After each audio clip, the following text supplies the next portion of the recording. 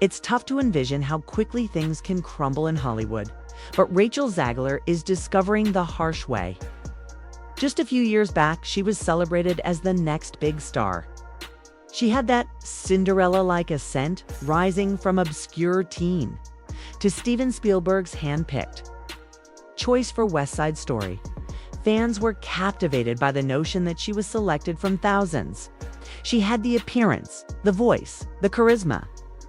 She secured a Golden Globe, and following that, Disney stepped up.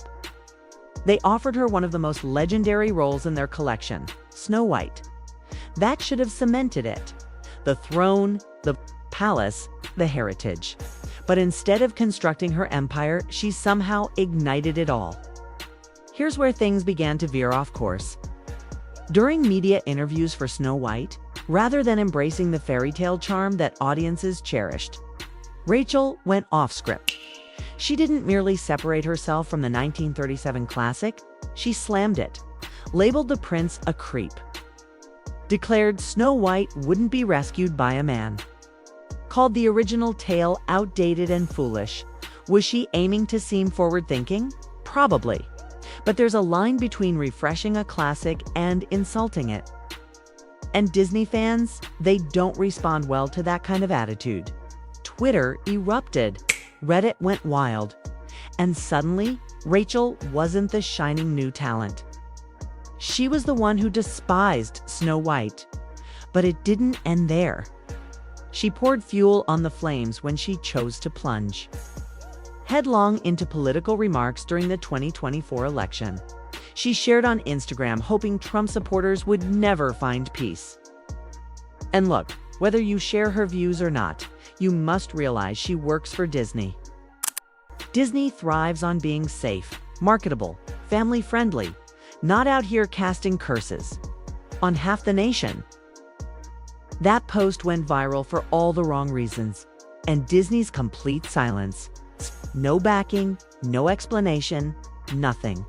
Which typically means they're scrambling to fix this without worsening it. So, what does someone do when the internet turns against them? The film they're starring in gets postponed, and the studio is visibly panicking. In Rachel's case, she attempted to redeem herself, not on screen this time, but on stage. She took on the iconic role of Eva Perón in Jaime Lloyd's production of Evita at the London Palladium, a role once mastered by legends like Madonna and Patti LuPone. It was her chance at redemption, a live theater comeback, a reminder to all that she's not merely a headline, she's genuinely skilled. But even that went awry. The production opted for something daring or strange, depending on your perspective. For the show's signature number, Don't Cry for Me, Argentina, Rachel stepped onto an actual balcony above the street and performed for fans outside. Meanwhile, the audience, who paid up to $500 for a seat inside, had to view that moment on a screen. Picture spending your savings on prime seats only to watch the show like you're at home. Chaos, confusion, and memes. Countless memes. Reviews began filtering in. Some praised her vocal strength. Others noted her stage presence was striking. But none of that could drown out the online clamor. The focus shifted from her performance. It was on the controversy, the decisions, the attitude, and the fact that ticket prices began to plummet. Some nights the show was pay what you can. Other nights, it was outright free. From Snow White to street performances, whispers grew that Rachel wasn't just unfortunate, she was challenging. Not in the yelling, throwing things kind of way, but in that subtle, draining, ego louder than the room type of way. Rumors surfaced that she clashed with directors, had input on everything, and behaved like she was the seasoned pro in the room. One crew member allegedly told someone she speaks like she's wiser than the story. Another claimed she tried rewriting Snow White's dialogue during rehearsals, persistently pushing for changes that matched her modern vision of the character. And sure, confidence is admirable, but in a massive studio like Disney, that kind of pushback from a newcomer doesn't land. Well, the friction wasn't just on set either. Fans noticed that Disney was stepping back. the kind of stepping back where posters quietly vanish from stores. Merchandise mysteriously never appears, and marketing abruptly fades. At Disneyland, Snow White items were being pulled. At Disney stores, not a single trace of Rachel's version. In sight for a film that had already been filmed and edited. That's a grim sign. And when Disney goes quiet, it's never haphazard. It's deliberate. They weren't just postponing the release, they were burying it entirely. Then came the fans. Devoted Disney enthusiasts felt betrayed. They grew up with these tales, okay? They weren't seeking politics. They weren't seeking a lecture. They just craved nostalgia, comfort, that childhood wonder. And instead, they got someone who ridiculed it.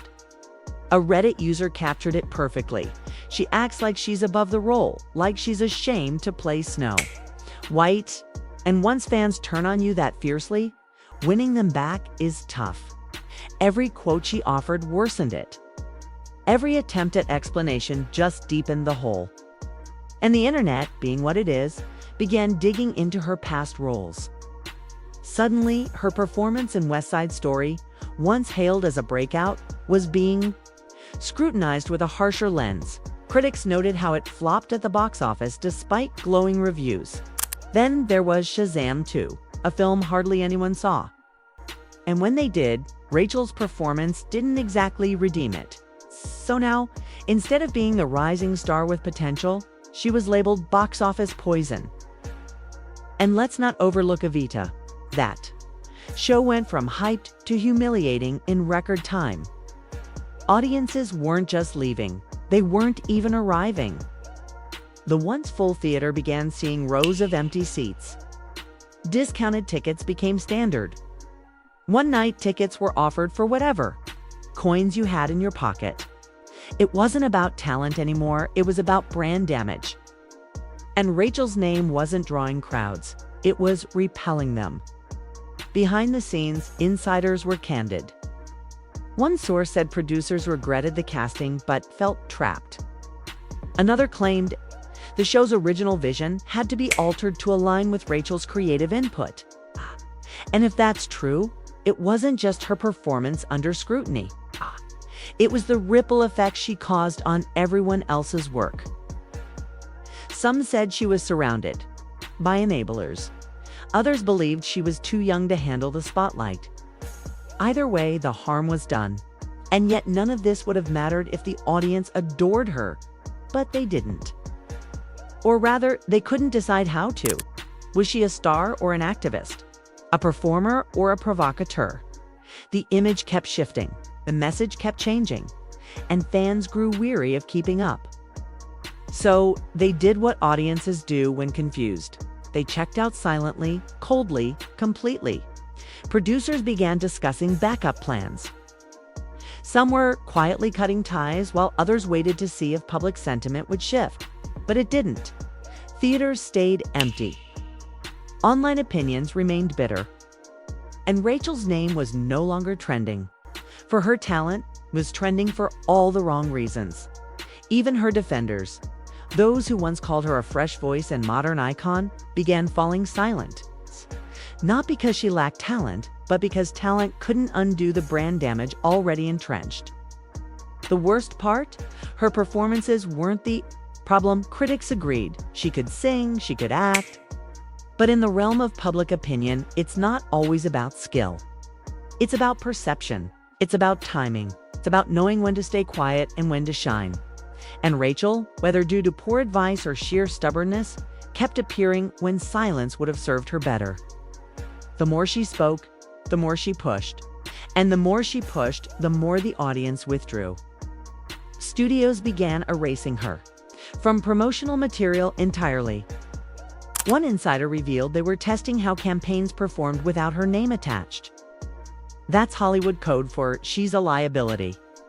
Snow White was meant to be a sure bet, a nostalgic cash cow. Instead, it was being reshaped in real time to downplay her presence, not highlight it. Delays turned into strategic silence. Excitement around the film turned into anxious murmurs. And just like that, Rachel became the face of a project nobody wanted to represent. It was never meant to unfold like this. She had everything set. Spielberg, Golden Globe, Disney, Broadway, a resume, crafted to propel a career to superstardom. But sometimes one wrong quote at the wrong moment is enough to send it all crashing. And in Rachel's case, it wasn't one quote. It was a series of missteps, tone-deaf moments, and a failure to gauge the room. She wasn't just battling critics. She was battling audiences, studios, and her own public image. Industry insiders began using the term Hollywood jail. It's where actors end up when they're not canceled, but no one's calling. When you're not blacklisted, but no one's reaching out either. It's that strange limbo where doors don't slam shut. They just stop opening. That's where Rachel landed. It's too famous to vanish, too controversial to promote. Her name sparked debates, not excitement. Her face on a poster made audiences hesitate, not cheer. And that's the risk of shining too bright too soon. People mistake early applause for invincibility. But fame isn't built on talent alone. It's built on trust. The audience must believe in you, like you, root for you. And Rachel lost that. Whether it was the interviews, the Instagram posts, or the vibe she brought to the table, something didn't connect. And once the crowd turns, winning them back is nearly impossible. People aren't asking what she's starring in next. They're wondering if she'll ever get another chance. Studios are wary. Directors are cautious. And audiences, they've moved on. The fairy tale flipped, the spotlight faded, the magic dissolved. She's not being booed, she's not being praised, just being ignored. And in Hollywood, that's worse than hate. So where does Rachel Zegler go from here? Perhaps she keeps a low profile, maybe she rebuilds quietly. Or perhaps she doubles down and turns the turmoil into a comeback story. But one thing's certain, she's not Snow White anymore. And the next chapter, that'll require more than a pretty dress and a strong song. It'll demand humility, strategy, and a whole lot of earned forgiveness.